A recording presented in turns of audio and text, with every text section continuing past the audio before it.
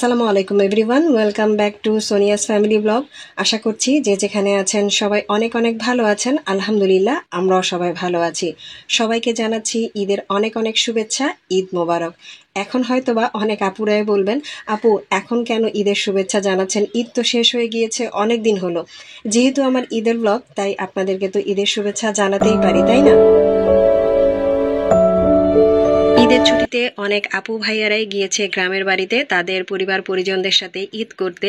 তো আমি ভাবলাম এই সময় যদি আমি ঈদের ব্লগ ভিডিও শেয়ার করি তাহলে দেখবে কে। তো সেই সুযোগে আমি কিন্তু একটু রেস্ট করে নিলাম, সেই সাথে বাচ্চাদেরকে একটু সময় দিয়ে দিলাম। আসলে শেষ রমজান থেকে আমি একটু অসুস্থ হয়ে পড়েছি, তাই আর কোনো ভিডিও এডিট করিনি, সেই সাথে ভয়েস ওভারও করিনি। তো বেশ কয়েকদিন রেস্ট নেওয়ার পর ভাবলাম এখন আপুদের সাথে ঈদ ব্লগগুলো অন্তত পক্ষে শেয়ার করি। আর যখন ভিডিওগুলো হচ্ছে আমি এডিট করতে গেলাম তখন দেখলাম যে একটু একটু করে ভিডিও করা অনেক বড় হয়ে গিয়েছে।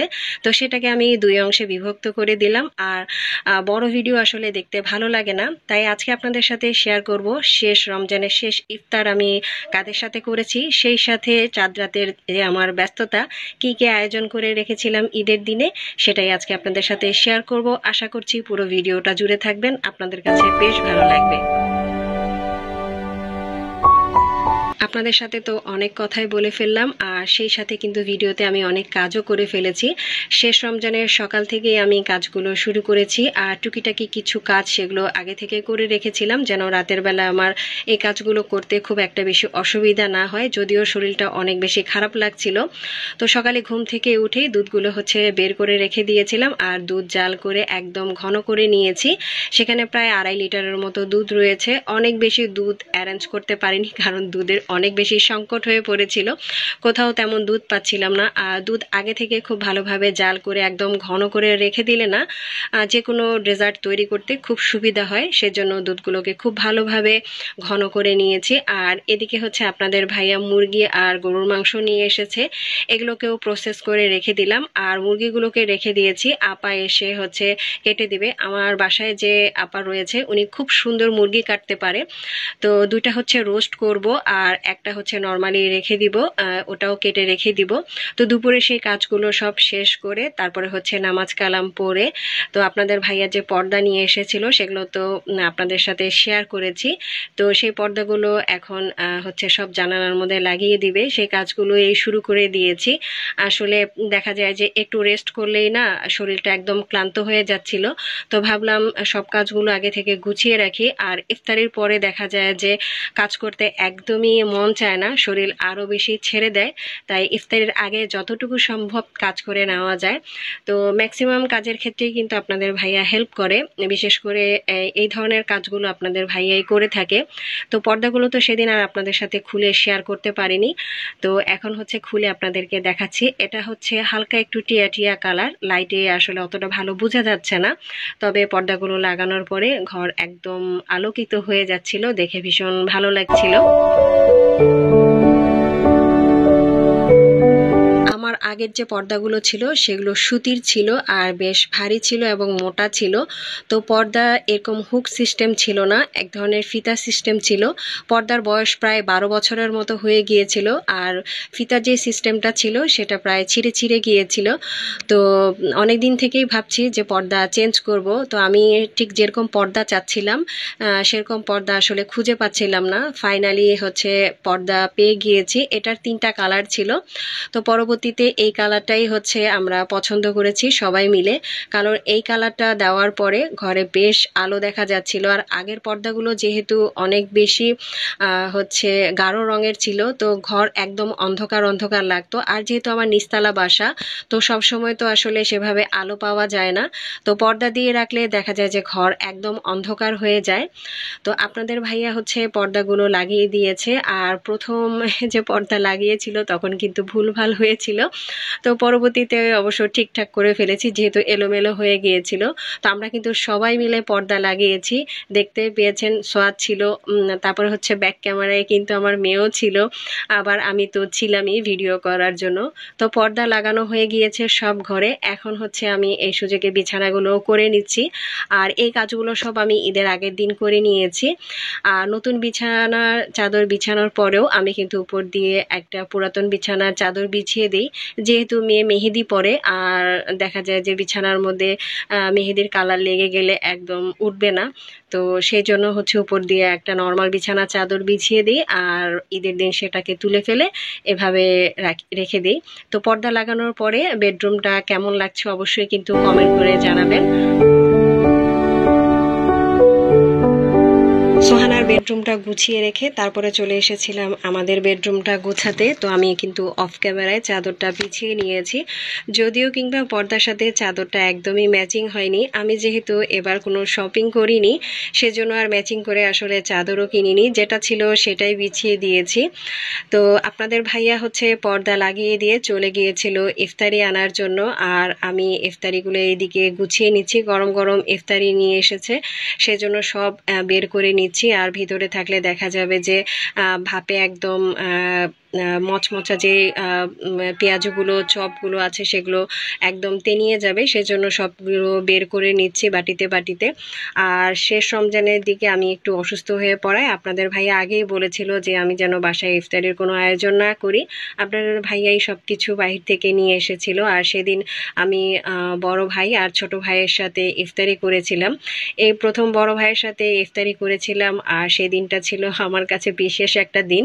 যেহেতু আব্বা আম্মা অনেক অসুস্থ হয়, এখন আর আমার বাসায় আসতে পারে না, তারা আসলে হাঁটা চলাফেরা করতে খুবই কষ্ট হয়, সেজন্য আমার এখানে আসতে পারে না। আর বড় ভাইয়া ঈদের ছুটি পেয়েছে, এখন যেহেতু কাছেই থাকে সেজন্য প্রায় সময় আসতে পারে। তো সবাই মিলে আমরা সেদিন ইফতারি করেছিলাম আলহামদুলিল্লাহ।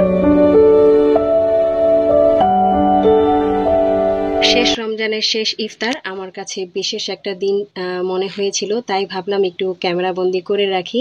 তো এখন আমি সব কিছু গুছিয়ে নিয়ে টেবিলটাকে একটু সাজিয়ে নিয়েছি, আর এইভাবে টেবিলে খাবার পরিবেশন করতে আমার কাছে ভীষণ ভালো লাগে, সেই সাথে মেহমানদারি করতেও কিন্তু অনেক বেশি ভালো লাগে। যদিও মেহমান যাওয়ার পর অনেক বেশি কষ্ট হয়, তারপরও দেখা যায় যে মেহমান আসলে সব কিছু খেয়ে যখন অনেক প্রশংসা করে তখন কিন্তু বেশ ভালো লাগে। যদিও এখানকার কোনো ইফতারি আমি সেদিন তৈরি করিনি, তারপরও প্রত্যেকটা ইফতারি কিন্তু অনেক বেশি মজার ছিল। তো সব কিছু রেডি করে নেওয়ার পর তারপরে হচ্ছে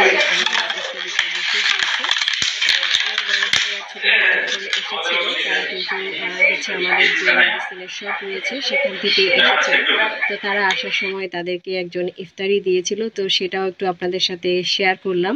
তো সেটাও কিন্তু আমার কাছে ভীষণ ভালো লেগেছিল। তো সেটাও হচ্ছে টেবিলে রেখে দিয়েছি, আর এখন আমরা সবাই বসে পড়েছিলাম, আজানের অপেক্ষা করছিলাম। আর একটু আম্মা কেমন আছে, আব্বা আম্মা কেমন আছে সেগুলো নিয়ে একটু কথাবার্তা বলছিলাম, সেই সাথে দোয়া তো পড়েছি।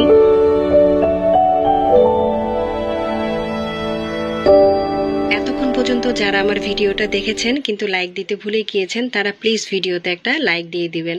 আজকে যারা আমার চ্যানেলটা নতুন ভিজিট করছেন চাইলে কিন্তু চ্যানেলটা সাবস্ক্রাইব করে রাখতে পারেন, আর যারা অলরেডি এই কাজটা করে ফেলেছেন তাদের সবাইকে অসংখ্য অসংখ্য ধন্যবাদ। ইফতারির পর্ব শেষ করে সেই সাথে চায়ের পর্ব শেষ করে কিছুক্ষণ ভাইদের সাথে গল্প করেছি, তারপরে কিছুক্ষণ রেস্ট করেছি। রেস্ট করে উঠে দেখলাম যে না, অনেক সময় চলে গিয়েছে। থালা বাসনগুলো ক্লিন করে পানি ঝরাতে দিয়ে দিয়েছি, আর টেবিলটা এসেছি এখন ক্লিন করার জন্য। প্রথমে ভেবেছিলাম উপরের প্লাস্টিকটা তুলে শুধু প্লাস্টিকটা বিছিয়ে দিব, পরবর্তীতে ভাবলাম যে যখন কাপড়ের ক্লথটা বিছানো থাকবে তখন আর এই গ্লাসটা ক্লিন করা হবে না, তাই সব কিছু তুলে গ্লাসটাকে একটু ক্লিন করে নিলাম। তা না হলে দেখা যায় যে এভাবে ক্লথ বিছানো থাকলে গ্লাসটা কিন্তু ঠিকই নোংরা হয় আর পরে পরিষ্কার করা হয় না। তো আগে যে ক্লথটা বিছানো ছিল সেটাই বিছিয়ে দিয়েছি, আর আমার কাছে যে রানারটা ছিল আগে সেটাই বিছালাম। যেহেতু এর সাথে ম্যাচিং কোনো রানার ছিল না, এটা বিছানোর পরও কিন্তু খুব একটা খারাপ লাগছিল না দেখতে, বেশ ভালোই লাগছিল। আর এই রানারটা বিছিয়ে দেওয়ার পর উপরে নতুন একটা প্লাস্টিকের ক্লথ দিয়ে দিলাম। আগের প্লাস্টিকের ক্লথটা একদম ছিঁড়ে গিয়েছে, যেটা একটু পানি পড়লেই দেখা যেত যে নিচে টেবিল ভিজে যাচ্ছে, তো সেটাই হচ্ছে একটু চেঞ্জ করে দিলাম। আর টেবিলের মাঝখানটা এখন একটু গুছিয়ে নিচ্ছি টুকিটাকি কিছু জিনিস দিয়ে। এখন টেবিলটাকে এভাবেই গুছিয়ে রেখে দিচ্ছি, যেহেতু রাতে আবার খাওয়া দাওয়া করব।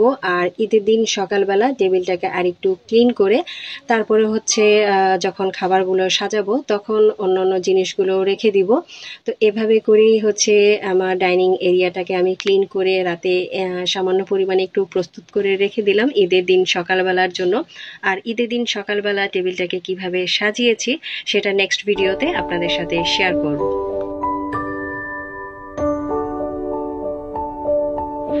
এর মধ্যে রাতের খাওয়া দাওয়া শেষ করে আরও কিছু টুকিটাকি কাজকর্ম ছিল, সেগুলো শেষ করে রেখে আবারও রান্নাঘরে এসে তারপর হচ্ছে পায়েসটা বসিয়ে দিয়েছি। যেহেতু পায়েসটা দাঁড়িয়ে থেকে রান্না করতে হবে, আর নাড়াচাড়া না করলে দেখা যায় যে নিচে লেগে যায়। দুধটা যেহেতু বেশ ঘন ছিল তাই রান্না করতে খুব একটা বেশি সময় লাগেনি। আর পায়েস রান্না করেছিলাম কিন্তু আমি খেজুরের গুড় দিয়ে, এর মধ্যে শুধু 2টা তেজপাতা দিয়েছি আর অন্য কোনো মশলা ব্যবহার করিনি। পায়েসের পাশাপাশি লাচ্ছা সেমাইও রান্না করেছি, এবার আর দুধ সেমাই রান্না করিনি। অনেক বেশি বেশি করে রান্না করলে দেখা যায় যে রান্নাবান্না নষ্ট হয়ে যায়, আর রমজান শেষ করে এত বেশি খাওয়া দাওয়া করা যায় না। 2টা মিষ্টি আইটেম করেছিলাম, সেই সাথে লুলুস রান্না করেছি, আর চটপটি তো থাকবেই। নেক্সট ভিডিওতে অবশ্যই সেগুলো আপনাদের সাথে শেয়ার করব। আর দুপুরে খাওয়ার জন্য এখানে হচ্ছে বিফ বিরিয়ানি রান্না করব, তার জন্য এখানে বিফটাকে এখন রেডি করে নিচ্ছি। আর এর পাশে রয়েছে হচ্ছে চিকেনগুলো, যেটা দিয়ে চিকেন রোস্ট করব, সেটাও হচ্ছে এখন প্রসেস করে রেখে দিব। তো বিফ বিরিয়ানির মধ্যে আমি এখানে প্রথমে বেরেস্তা দিয়েছি, আদা রসুন বাটা, কাঁচামরিচ বাটা, পেঁয়াজ বাটা, আর দিয়ে দিয়েছি সামান্য পরিমাণে একটু মরিচের গুঁড়া, তারপরে হচ্ছে জিরার গুঁড়া, ধনিয়ার গুঁড়া, স্বাদ মতো লবণ, আর প্রায় হাফ কাপ থেকে তারও একটু বেশি হবে টক দই। আমি আসলে মাপিনি, যতটুকু ছিল ততটুকু সবগুলো দিয়ে এখন খুব ভালোভাবে মেখে আমি এটাকে রেখে দিব নর্মাল ফ্রিজে। সকালে জাস্ট এটা রাইস কুকারে বসিয়ে দিব। আর আমি বিরিয়ানিটা রাইস কুকারে রান্না করেছিলাম। বিফ বিরিয়ানিটা খেতে অনেক বেশি মজার হয়েছিল, একদম ঘরোয়া মশলায় সহজ পদ্ধতিতে রান্না করেছিলাম। আর সবাই খেয়ে অবশ্য অনেক প্রশংসাই করেছে, বলেছে অনেক বেশি মজার হয়েছে।